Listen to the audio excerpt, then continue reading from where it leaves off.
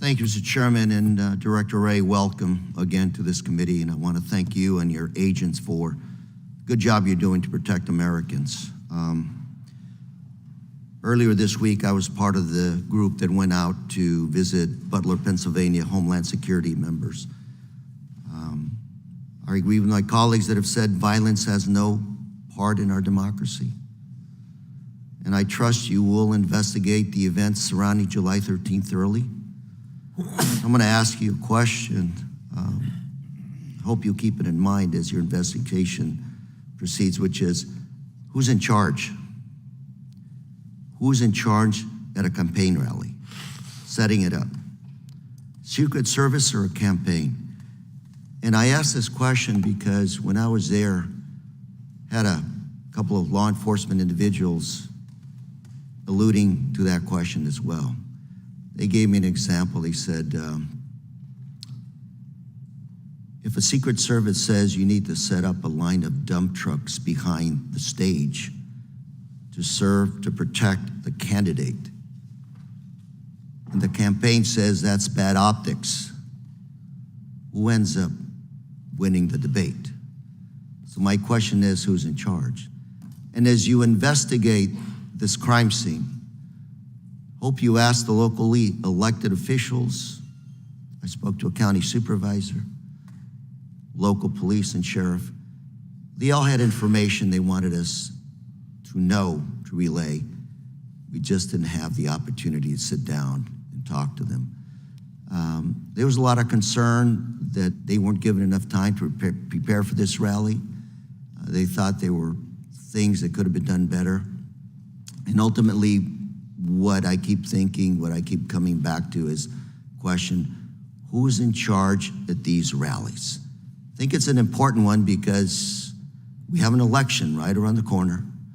Pennsylvania, Butler, these areas, battleground states around the country will continue to be areas where our candidates, both sides, will show up and the threats will continue to be there. So I hope, Director Ray, that you'll keep that statement in mind as you continue to investigate this crime scene. Well, I appreciate the question. I will tell you that we've conducted well over 400 interviews, but we have many more still to conduct. And as is not unusual in an investigation, I'm sure there will be situations where we have to go back to people we've already interviewed with follow-up questions. And our interviews cover a wide range of people. I do think it's important to make sure that the committee and the American people understand the scope of our investigation versus the scope of others. Our investigation is focused on the shooter and his attack.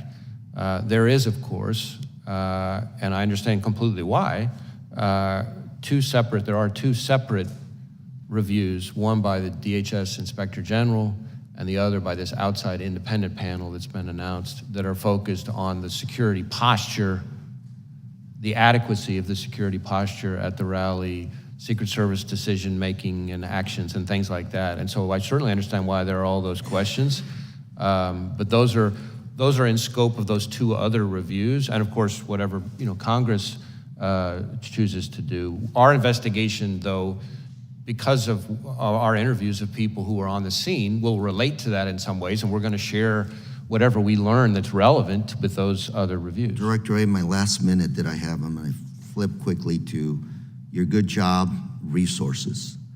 Earlier this year in the Appropriations Committee, you testified that you were, for 2024, your budget was $500 million below what you needed to sustain your 2023 efforts.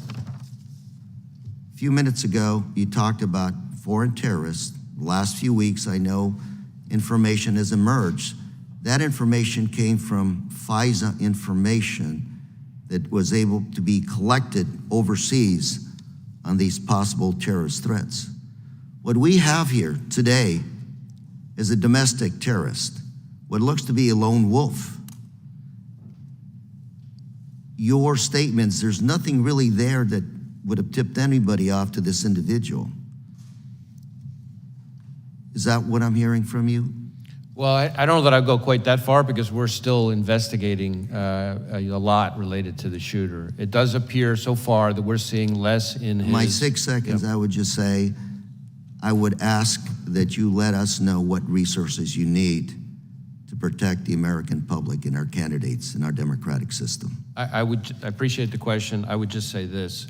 We are in, as I've said consistently today and for quite some time now, we are in an elevated threat environment covering a wide range of threats. And the FBI is central to protecting the American people from those threats. And state and local law enforcement, who depend on us every day, rely on us for all sorts of services, databases, forensic support, training. I could go on and on and on. And a lot of those departments, unlike the FBI, have had a hard time recruiting. And so this is not a time to pull back on our funding because we're going to leave our brothers and sisters in state and local law enforcement twisting in the wind, and then by extension, the American people we're all collectively sworn to protect. Thank you, and Mr. Chair, I yield. Gentleman yields back.